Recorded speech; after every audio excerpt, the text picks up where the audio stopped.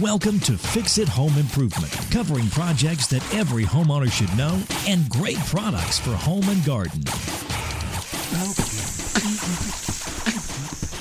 Hi, I'm JC, and this is where we share weekly home improvement tips. I'm here with my co-host, Cindy. Hello, JC. Hi, Cindy.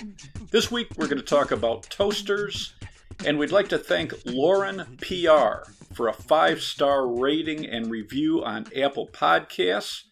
And we are working hard on book 15. You can check out our previous ebooks. They're called Home Improvement Solutions, What Every Homeowner Should Know, on Amazon. Alan Mcmasters is credited with inventing the first electric toaster in 1893. Where is he from? What did he do? He was a Scottish scientist that was developing a new lighting system for an underground railway. The filaments that he developed for these lights got so hot that it browned some bread that was sitting next to the lights. Why was there bread out? You get a snack when you're inventing. So he was joking that he should put these in his kitchen to brown bread. Then he decided to spend the next few months developing a working toaster. One of the first commercially sold toasters was developed by General Electric in 1909. It had heating elements in the center of the toaster, and you would lean your bread against a wire frame, and only one side would toast at a time. You'd have to grab your bread, flip it over to toast the other side. I have a couple questions that I thought you would answer before we got into this. Okay. How was bread toasted before the toaster was invented? So one of the first tools was actually like a long fork that you would put your bread on and then hold that over a fire. And then they developed a metal frame that went around, almost like a cage, that went around your piece of bread, and you would hold that over a fire. Why is it called toast? One article I read said they think it came from tapas, which means to cover in Spanish. So Spanish barkeepers would take old dried bread and cover drinks with it to keep out dust and flies. Gross. And so it came, I guess, to be associated with dried bread. Pop-up toasters generally have 2 or 4 slots, but there are a couple of toasters with 3 slots. If you really like club sandwiches.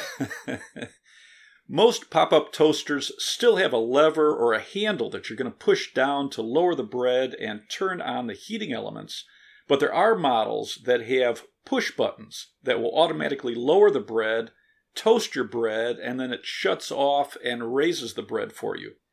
And some automatic toasters, when it senses the weight of the bread in the slots, then it lowers the bread for you.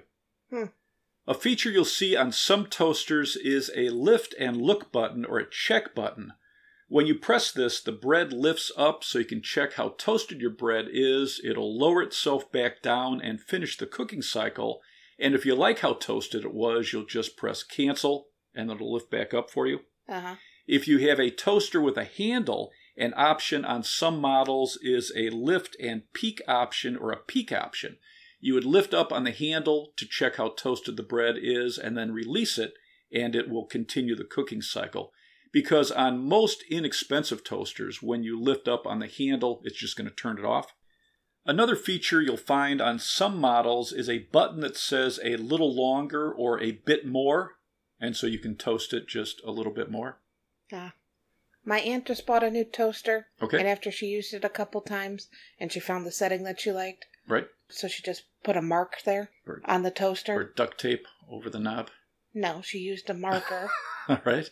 and marked it, so now she knows where the setting needs to be, Right. where she likes it. Because, like, my cat jumps out on the counter, and sometimes he messes with the settings on the toaster, which is annoying.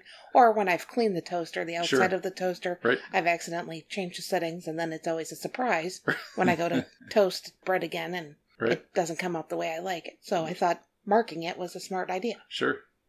When you're comparing toasters, wide slot or extra wide slot toasters have openings wide enough for bagels, English muffins, thick sliced bread, or artisan bread.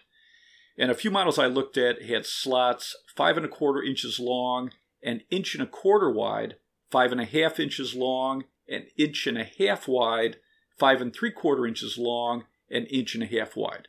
That's for wide slot toasters? Right, yeah, that would be wide slot. When I looked at some of the regular toasters, the slots were 1 inch, 1 1/8, or 1 3/16. And I also didn't know what artisan bread was, so I looked up a couple articles, and Fine Cooking Magazine says artisan bread is made by hand only using flour, water, salt, and leavening. It undergoes lengthy fermentation, and it's baked on a masonry hearth. Who knew? Long slot toasters can be used to toast 2 regular-sized slices in each slot.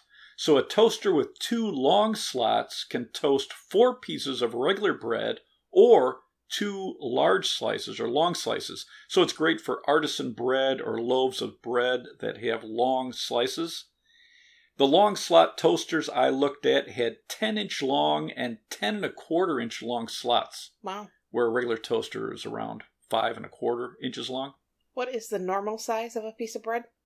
I looked up a bunch of bread, and there doesn't seem to be a normal size, but a common size I saw was 4 1/2 inches by 4 1/2 inches. What does your search history look like? The depth of the slot can be important too if you're toasting large slices of bread.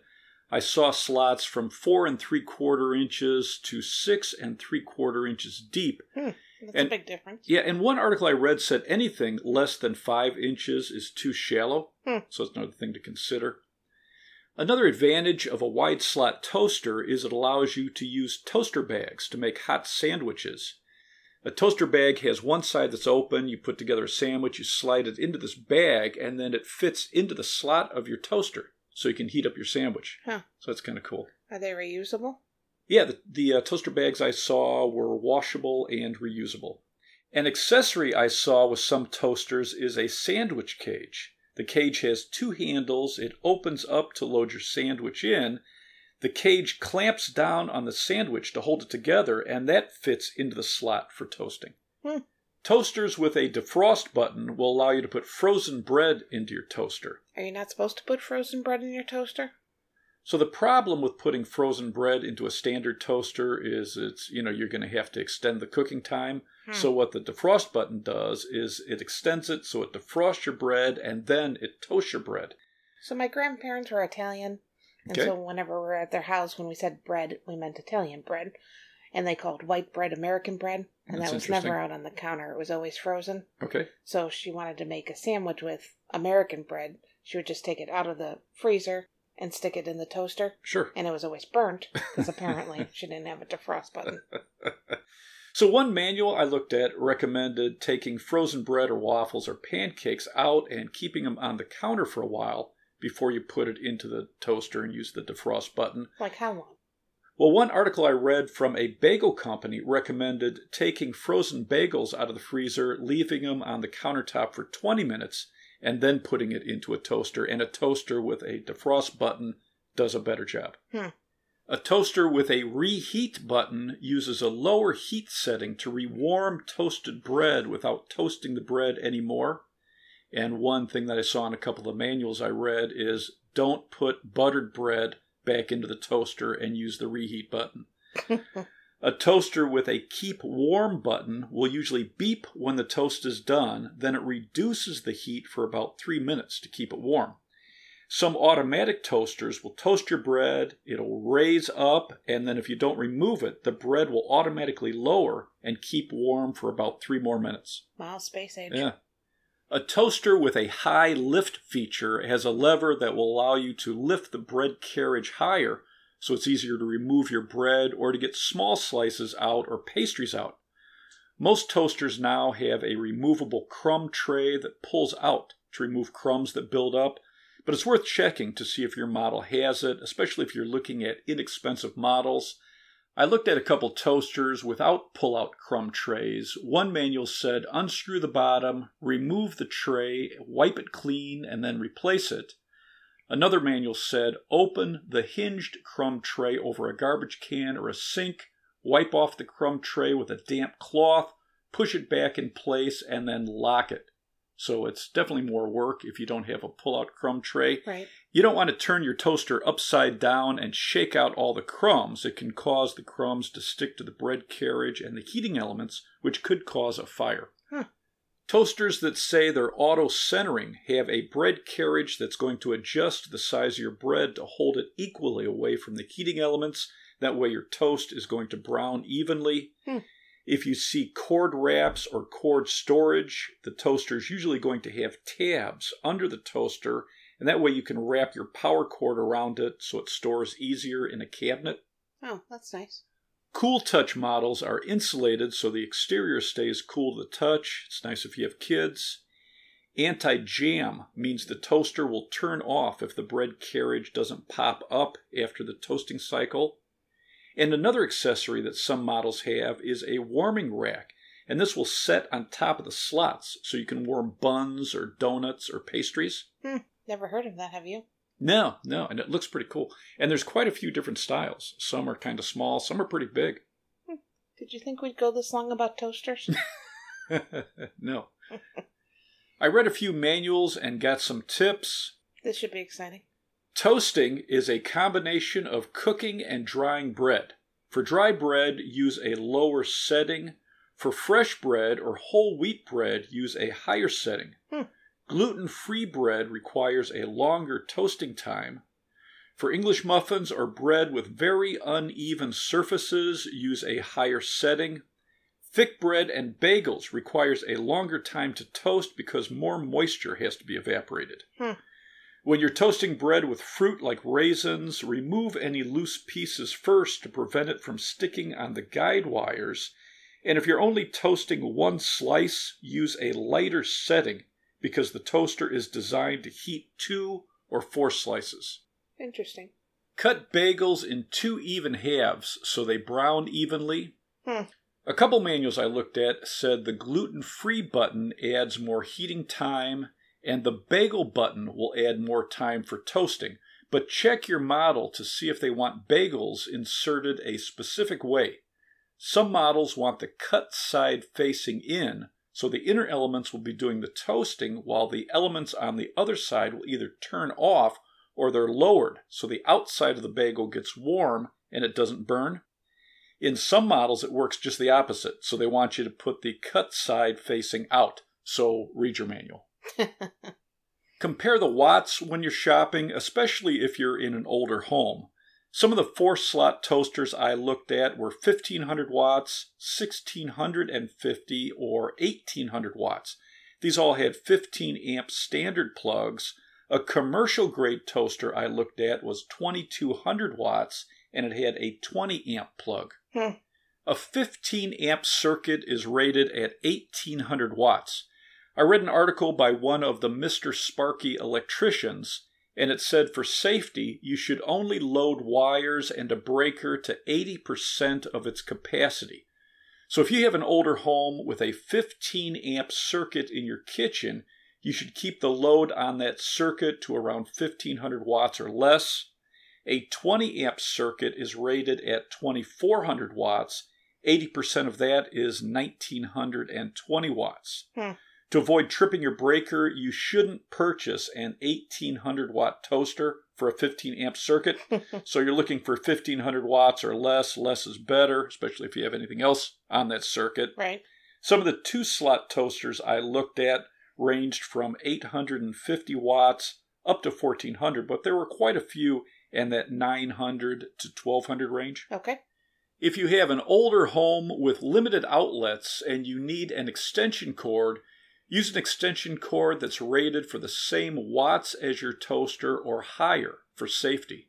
An undersized extension cord can be a fire hazard. And you should have a fire extinguisher in your kitchen. An easy-to-store fire extinguisher is an aerosol model. It's easy to use. You're just going to remove the cap and press down on the nozzle, or some will have a trigger that you pull. Look for one that's rated for home use. It should work on paper, fabric, cooking grease, oil, and electrical fires. A top-rated aerosol fire extinguisher comes from First Alert. It's First, capital Alert. and it has a biodegradable formula that wipes up with a damp rag. Should you unplug a toaster after every use? I read an article from the Consumer Product Safety Commission, and they recommended unplugging a toaster after every use to help prevent a fire or a shock hazard, especially if you have kids.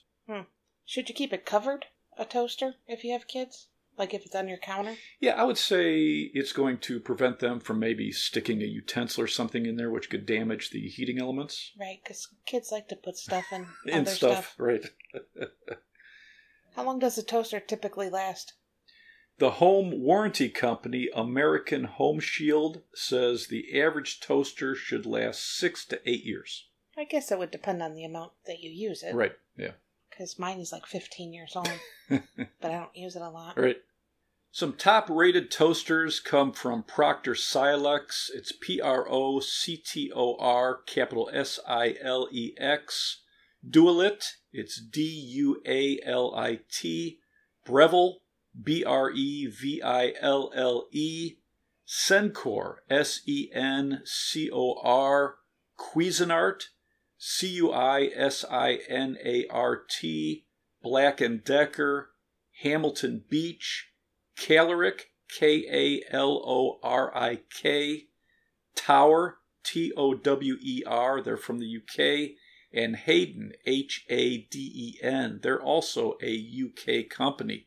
And 90% of UK households have a toaster, where only 80% of US households have a toaster. Fascinating. Do you have anything else to add? When you're shopping for a toaster, consider wide and long slots. America's Test Kitchen says only 18% of bread sold is traditional sandwich bread. 68% of bread sold is larger, longer, or wider types of bread. If you're in an older home with 15-amp circuits, make sure you're comparing the watts and also compare the warranties on toasters. Okay, let's wrap this up. You can subscribe to the podcast on your favorite podcast app.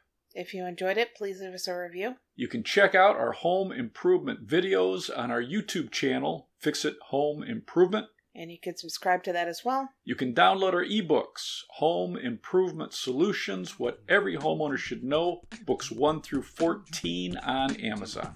If you enjoyed it, please leave us a 5-star rating and review. You can email us at fixitpodcast@gmail.com. You can follow Cindy on Twitter, @FixItCohost, and you can follow us on Instagram, Fix It Home Improvement. Thank you for listening. Talk to you next week.